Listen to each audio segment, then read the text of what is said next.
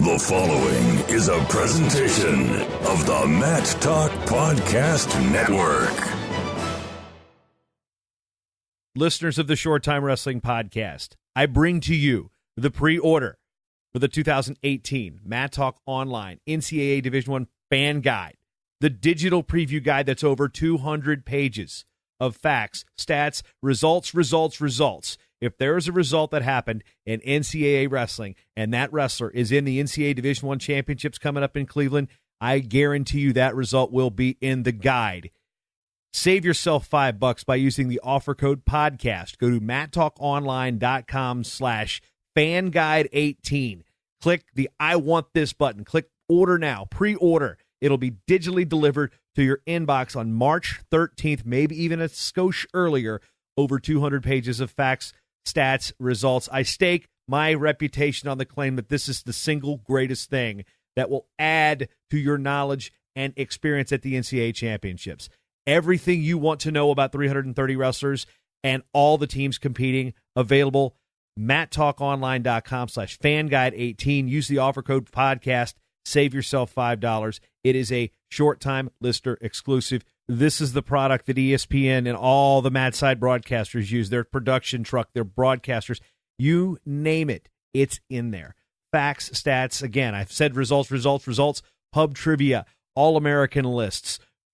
You find out all these things from the NCAA championships. I could go on for an entire show about it, but right now, I'm just going to say, matttalkonline.com/fanguide18, offer code podcast. You will not be disappointed.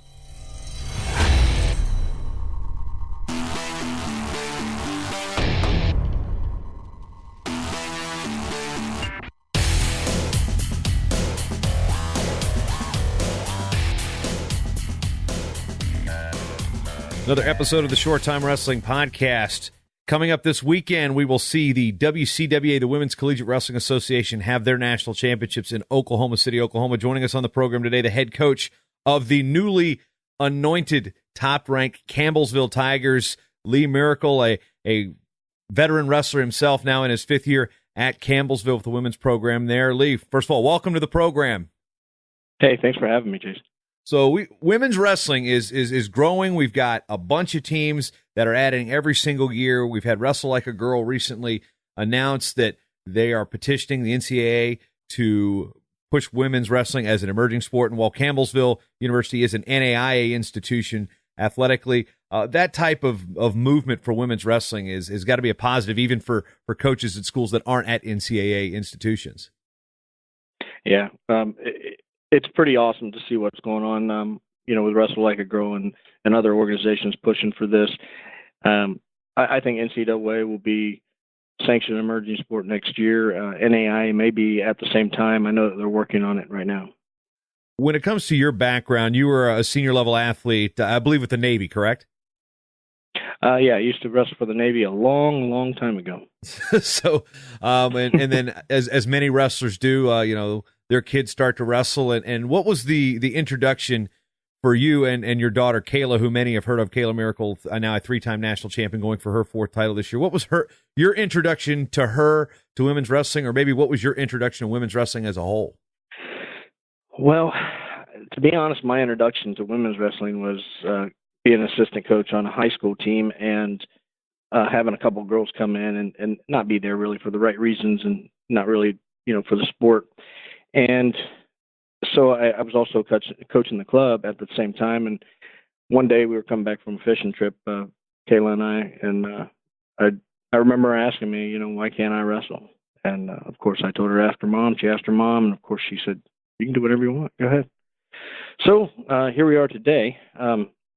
But back then I made it really tough, and I tried to run her out of the room, but she just loved the sport, really enjoyed it. And like I said, she was 4 years old, and her first season was a Pee Wee freestyle season, and she won the state title out in Washington. So it's funny that you mentioned the tried to run her out of the sport, because we've actually kind of heard that a lot.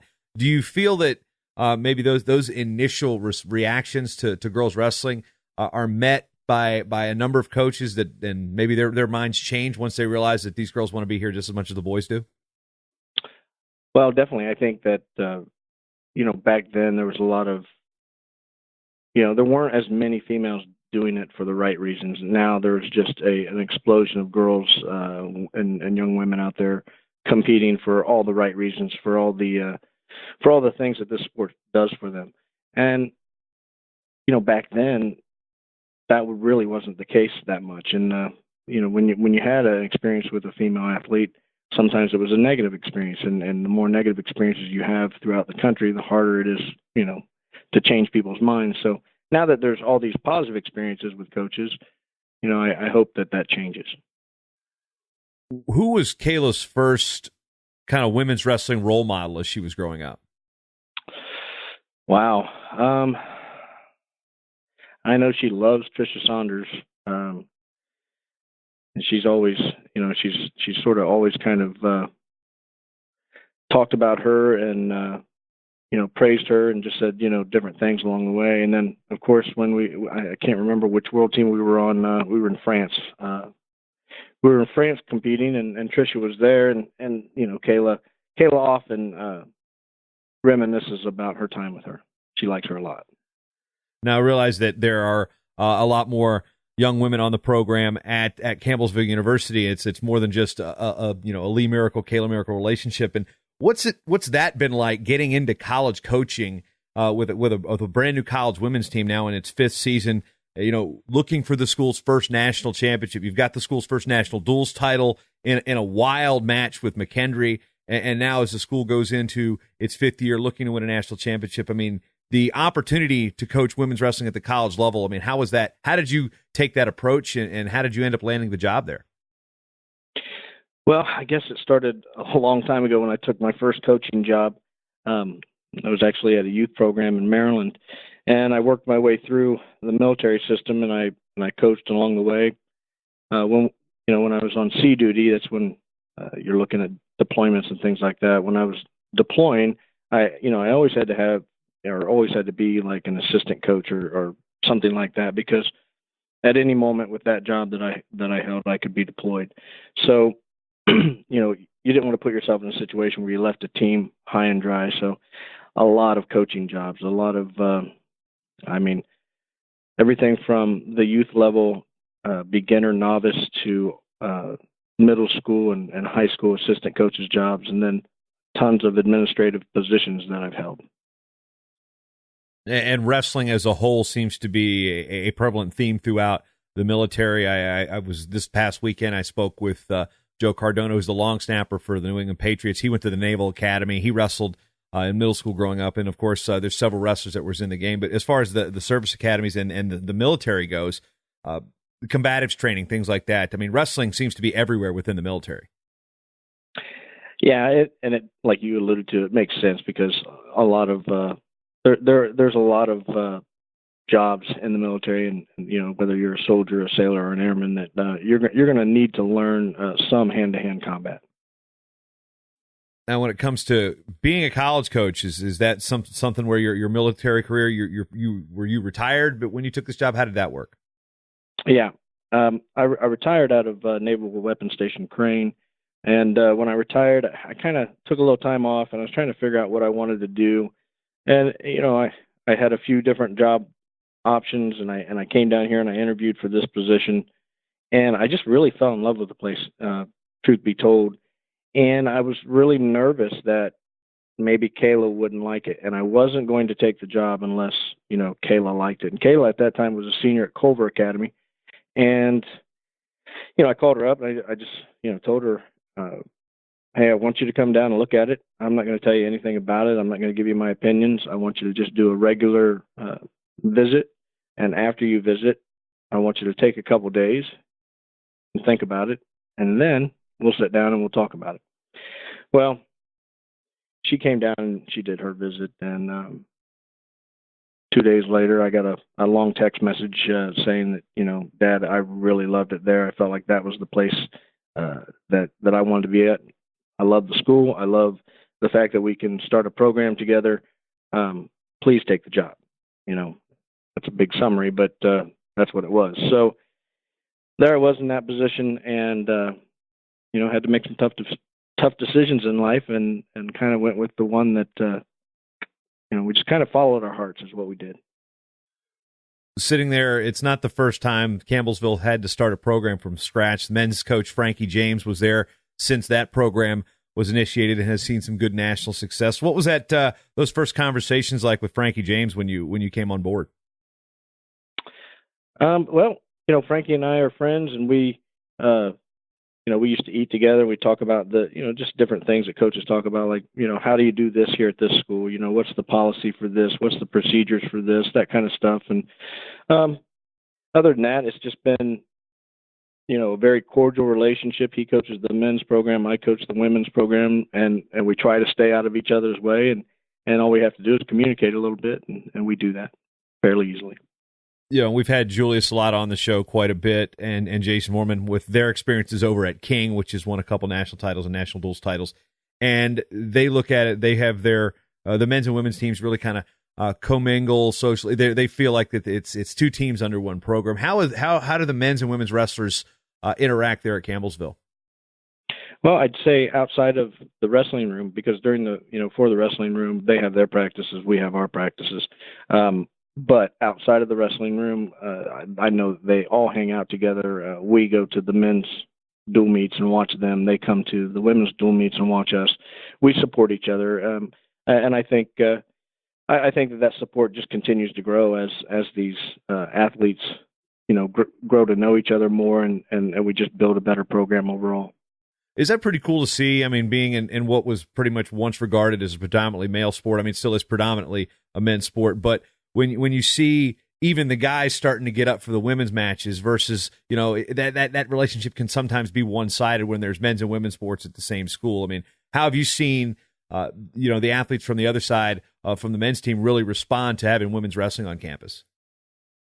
Well, everything that I've seen from the athletes has been positive. That, like I said, they're always here supporting the girls. And I think one of the reasons that they really get into it is because it's freestyle. And, they don't see a lot of freestyle, but when they get an actual chance to see the girls wrestle freestyle, those are their friends. Those are the people that understand them because they're also wrestlers, and they love watching freestyle. I hear a lot of comments from the guys about how exciting freestyle is. Now, as we move forward to the WCWA championships and kind of setting the stage for that was a wild it wasn't even a back and forth national duels final against McHenry. It was a back and then it was a fourth. I mean, it was a split, but you lose the first five and then win the last five. I mean, have you ever been in a situation like that as a coach ever in your life? That just seemed remarkable. No, and honestly, I'd never been in that, but going into that dual meet, I thought that was possible. I thought that it was possible that they're going to win the first five. We might have to win the last five. So what's the strategy going in there? I mean, people talk about winning the toss. I think I read something that you thought you had messed up initially by losing the toss or something like that, or picking the wrong choice. And how did that win come about for you? Well, I can't remember what it was right now, what I needed. I think I wanted evens, and that was so that we could match up the best against them and kind of take out some of their guns with our guns. But what happened was they took evens. That happens a lot. When you really want evens or odds, and you lose the coin toss, the other coach typically chooses what you want, unless he has something else in mind, some other move that he's going to make that you didn't think of. But really, at that point, we had to report at 30s then because we were odd. So reporting first at 30s wasn't ideal for us. I wanted to report. I wanted them to report first at 30. If they report first at 30, then I know who I need to send out there to get the ball rolling. But that's not the way it went down, and we kind of had to just make some adjustments and gamble a little bit in the end. When you look at the weight classes bumping around, I mean, for example, your daughter Kayla's was ranked most of the year at 136, and is now wrestling dual meets up at 155. I mean, you're shifting the lineup around because you've got a lot of talent to try to get in for the dual meets. How is that going to change when you get to the individual tournament side of things, where the wrestlers are probably going to be wrestling pretty close to their ideal weight? Yeah, we've got, obviously we're deep at 23, 30, and 36. And we really wanted to, for every national, we look at the individual, but then we also look at the team. And for us as a team, like you alluded to, we've got to spread our talent up a little bit. So we've got 123. We dropped down Coral Sugiyama to wrestle at nationals. We got Stephanie Hampton in there at 123. 30, we've got Bullen and Hall, and then at 36 we've got Miracle. So we spread out that talent just by doing that. And there's one thing, of course, you mentioned Grace Bullen, like, she's just part of the. I mean, she's a Norwegian. She's got mega credentials coming in. How did she end up at Campbellsville? I got lucky. Honestly, I really got lucky. I just I have this thing that I'm afraid to not follow up with like an email, a phone call, or a message from a recruit or a coach or something like that regarding recruiting, because you just never know when you're going to miss out on one, and it's just because you didn't call her or you forgot to call her back or something like that. And the story's pretty straightforward. Got an email from USA Wrestling. I think it was Emma Randall that sent it out, and it went to every coach. Every coach in the WCWA got that email, and I think it was during the summer, I think it was during the summer for sure. And it's easy to miss an email like that during the summer when you're a coach, because at that time you're trying to spend time with your family, trying to do things that you weren't able to do during wrestling season. But what happened was I was going back through my emails and I saw the email and I was like, well, let me try to follow up on this. And I tried to call the number that was there, and obviously it's sometimes difficult to call those international numbers. You got to look up the country codes and things like that. And finally I decided to get a hold of her on Facebook, and it was tough to reach her through there. And I went through Kayla's friends, and of course Kayla was already friends with her. So I had Kayla contact her, and then all of a sudden we're Facebook messaging, and then we're talking live on Facebook, and we're going through what it's going to take for her to be here and what we can do for her. And the fact that we had such a strong room was really a strong attraction for her. That's what she really liked the most. Of course, you've also had Andrew Beth Rivera from Puerto Rico on the roster, and that kind of brings a new wrinkle to women's college wrestling, because it is freestyle, and the opportunity now for wrestlers of college age to come to the U.S. and participate in what is a growing, exciting league. I mean, I've got a hunch that there's going to be more international wrestlers coming to wrestle at American colleges here in women's freestyle here in the near future. Well, I think so too. And I'm looking at Canada. I'm looking in Europe. I'm looking at Puerto Rico. I'm looking in South America. I'm looking for those athletes that want to come here and that offer a very high talent level, and they can come into the States automatically and get our international rate, and it works well for both of us. When it comes to development of girls and women's wrestling in the United States, we're growing pretty fast at the college level. Do you think we're growing a little too fast, or do you think the rate at which we're adding women's programs is kind of meeting the demand as far as the women's high school wrestling age groups go? Well, I guess time's going to tell. I sometimes feel like we're growing a little bit too fast, but I also look at the registrations for the WCWA Nationals, and I think that they're the biggest that they've ever been. I mean, the brackets are huge. It's going to be a great tournament. I don't know. I'm a little conservative, so I'm always a little bit slower, when it comes to things like this, trying to take it slow and make sure we have the good foundation. But the numbers don't lie. I mean, we are producing a lot of high school women athletes right now. I mean, it's crazy to me that we're almost doubling every year. When it comes to the strength of the WCWA, of course, Oklahoma City really carried the banner, being the first real dynasty within the league, and then King has had a good run. Simon Fraser with its Canadian influence, because all the women up there, they grew up wrestling freestyle, and of course they've pulled in a couple of Americans, one of which being Mallory Velty. We'll talk about her in a little bit in terms of that weight class, a member of the senior world team.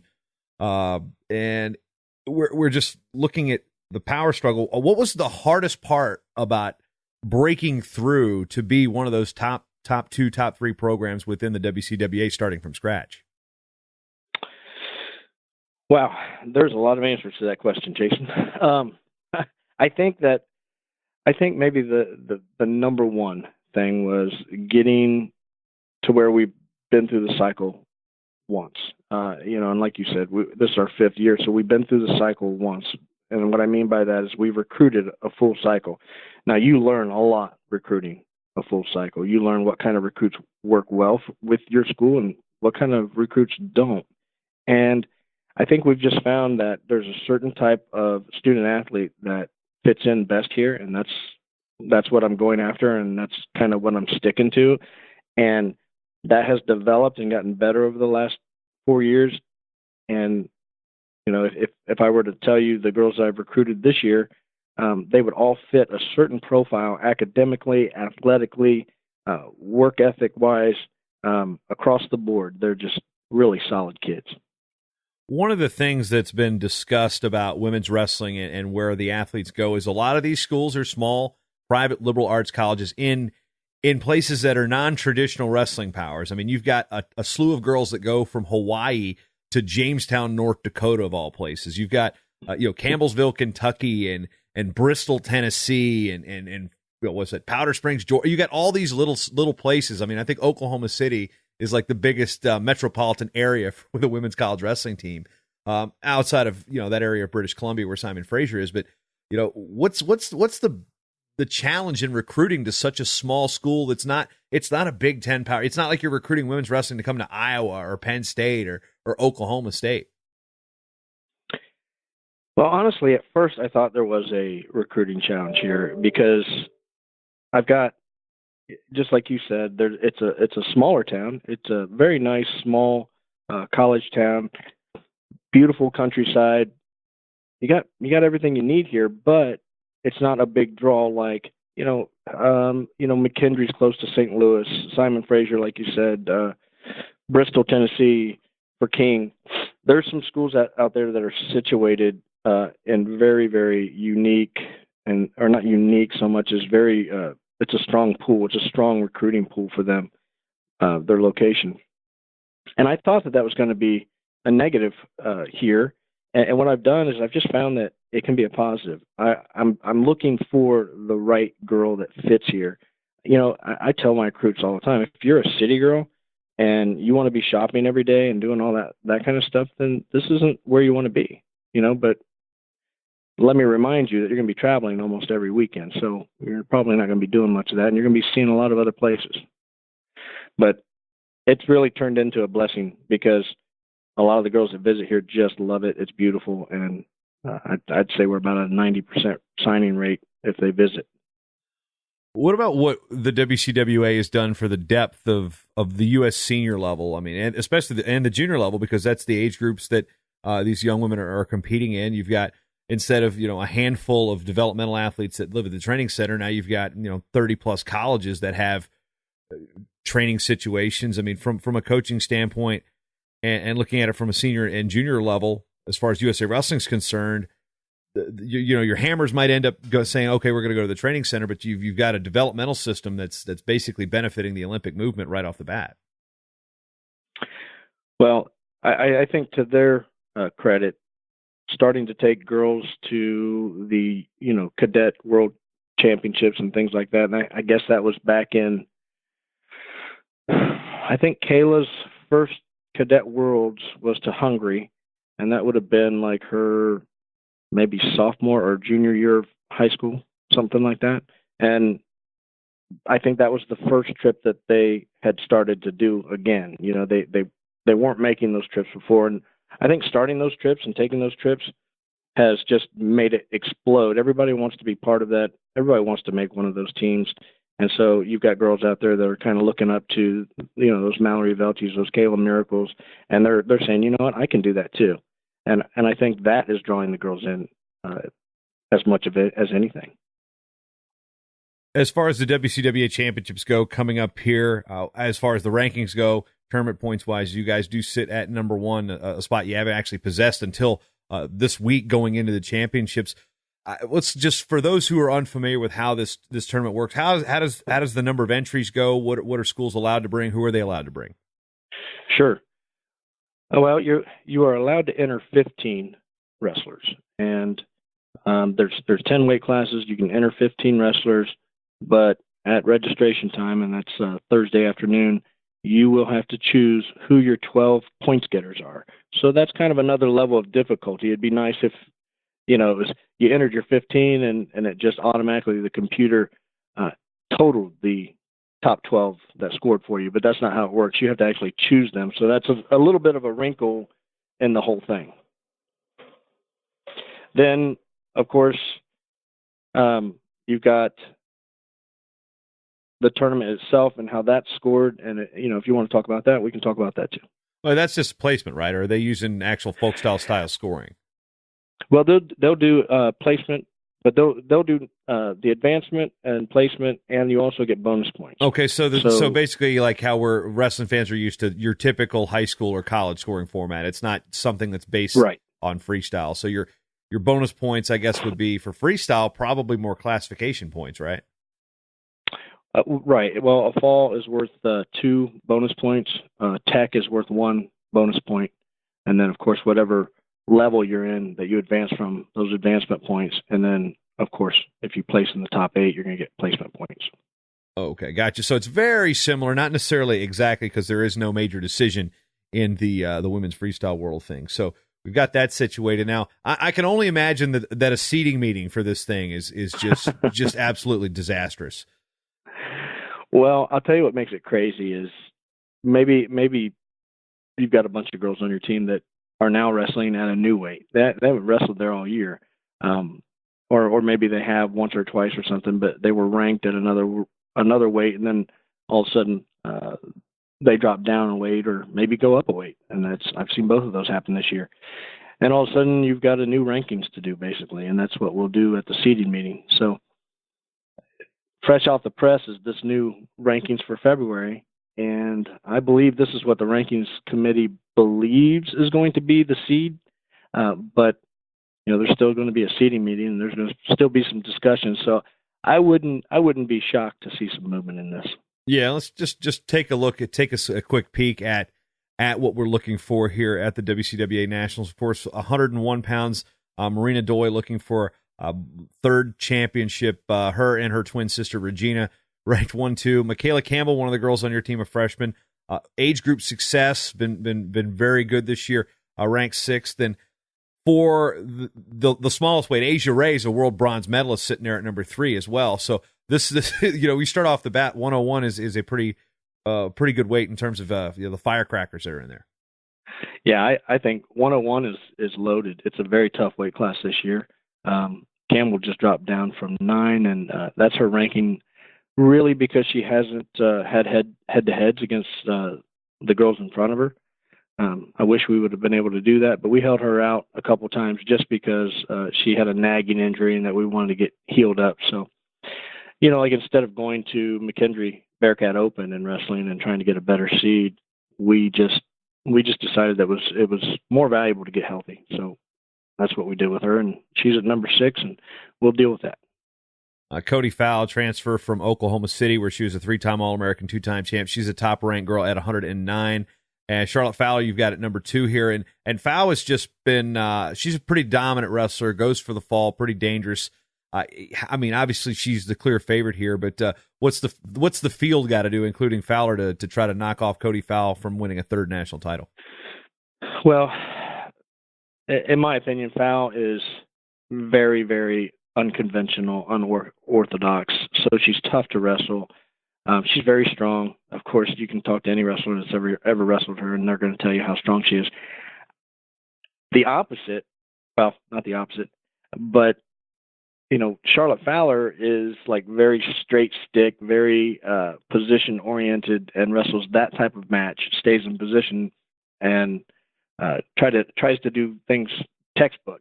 And another thing that I hear about Charlotte when other girls wrestle her is that she's very strong. So when she came off the mat after wrestling Cody the last time, I said, how strong does she feel? And she goes, oh, she's strong, but I mean, she's not as strong as everybody makes her out to be. So I'm hoping that Charlotte can match up and actually give her a better match next time. She actually put her on her back last time when she got out of position and had a chance. That's what it's going to take to beat Cody Fowl, in all honesty, is someone to catch her, because she's just a very dominant wrestler, and you're going to have to catch her out of position. You don't have anybody ranked in the top 12, at least at 116 pounds, but talk about the top-ranked wrestler there, Abby Lloyd from Simon Fraser. She's an athlete that she's been second twice. She's also been third, and it kind of goes to the question about how coaching women's athletes and it compares to your experience in male athletes in terms of wrestling is only, that desire, that drive, that desire to win a national championship. I mean, you got a wrestler at number one. I mean, you don't coach Abby Lloyd, but from your perspective, how dangerous do you think that makes women, comparing, everybody talks about, they're hungry. They've never won a title. Abby Lloyd's 2, 2, and 3 in her career. That type of wrestler is going to be one to watch here this weekend. Yeah, she'll be interesting. And that's if we do see the Abby Lloyd and the Gabriela Ramos Diaz matchup, those are two different style of wrestlers, completely opposite. So that'd be interesting from a coaching perspective, watching, the Gabriela Ramos, who's kind of all over, kind of like she's very similar to Andra Beth Rivera in that way, but Abby Lloyd is a very straight stick, fundamental, great technical wrestler. And those kind of matchups are what you're going to see in the semifinals and finals, I think, a lot this year. 123, a fun way too. Dominique Parrish from Simon Fraser has made a U23 world team for the United States. You've got two wrestlers here, Coral Sugiyama, who's had a fantastic year, and Stephanie Hampton, who's a senior. She's had a bit of an injury-plagued career, but one of those early commitments that you had to Campbellsville. And what is Stephanie's presence back in the lineup meant for the program? And then you've got, how do you put those two in a weight class together? Well, let's start with Stephanie. I'm really pleased that Stephanie's down the weight and she's doing the right things, and she's going to get to compete her senior year. She's done a good job for us, like you alluded to. She's been very injury plagued, I guess is the only way to put it. And sometimes when that happens, you gotta fight through that one at a time, and that's what she's done. And it's been tough for her. So for me as a coach, I'm just really happy to see her in there, and I hope that she does as well as I think she can. Of course, mentioned Parrish and how good she is. Brenda Reyna at McKendree also. She was a spark plug coming out of high school and kind of really picked up some big wins in Fargo. Really a breakout performance for her there. So this is just a weight that's really top heavy too. It's going to be it'd be interesting to see the finals matchups here in semifinals. Oh yeah, and then if you look at Reyna versus Sugiyama, that would be a semifinal match, and I've seen that match. I think I've seen it 3 times now. And Reyna is normally leading when she gets thrown and pinned. Coral is a thrower, and Brenda Reyna is a single leg type of girl, and she does a really good job. She's tough. Coral just finds a way. Coral is always in there grinding it out, and if you make one mistake against her, she's going to throw you. 130, Megan Black from McKendree, also searching for her first title. And you've got a boom, 2-3, Grace Bullen and Shelby Hall, both your athletes are at Campbellsville. And that kind of leads, if they're going to meet, if they would potentially meet in the semifinals, how do you as a coach take that situations when you have two of your athletes meeting in a match at the Nationals? Do you just take a step back and let the athletes handle it? Well, yeah. If we do end up in that situation, which obviously I'm going to try to avoid that, and if we do end up in that situation, then I step back. I let them decide it. There's nothing else I can do. That's just our policy, and I don't get in the middle of that. So they'll decide it, and then we'll see what happens in the finals. But if you think about it, if you look at the math on what a girl that places second scores for your team and what a girl that places third scores for your team, it's nearly the same. It's because the girl that places third ends up coming back through the consolation brackets, gets a couple more matches, sometimes more than a couple, but they also tend to rack up a lot in bonus points because they're normally dominant to those other wrestlers, and they get a lot of falls and techs. So the math just makes it so I really don't. I'm not really going to get caught, around the axle on that. And what's also interesting, pretty safe bet that those two are going to be point scorers of the 12. Yeah, well, that one's an easy one, Coach. That was an easy. I'd say so. Yeah. talk about your daughter, Kayla, who is going to try to win her fourth WCWA championship, something that's exclusive company. Helen Maroulis has done it. Victoria Anthony has done it. Emily Webster has done it. And now there's that dynamic. Plus, there's the fact that she's your daughter. You've talked about coaching your daughter growing up, but in a college setting where there's more than just Kayla to coach, does that bring some added pressure to you as a coach to make sure that you can't get too caught up in your own daughter's success? I think I just learned early on, because I was always coaching teams that Kayla was on or part of or training at, a club or academy or what have you. But you just can't, as a coach, you just can't give all your attention to your kid. As a matter of fact, I'm probably harder on her than I am on anyone, and I probably pay less attention to her than I do everyone else, because there's so many other people that need help. Now, as we move forward, 143 pounds. This you got some star power here. Mallory Velty, Alexis Porter, very, very accomplished on the junior and senior levels, and Kayla Morano.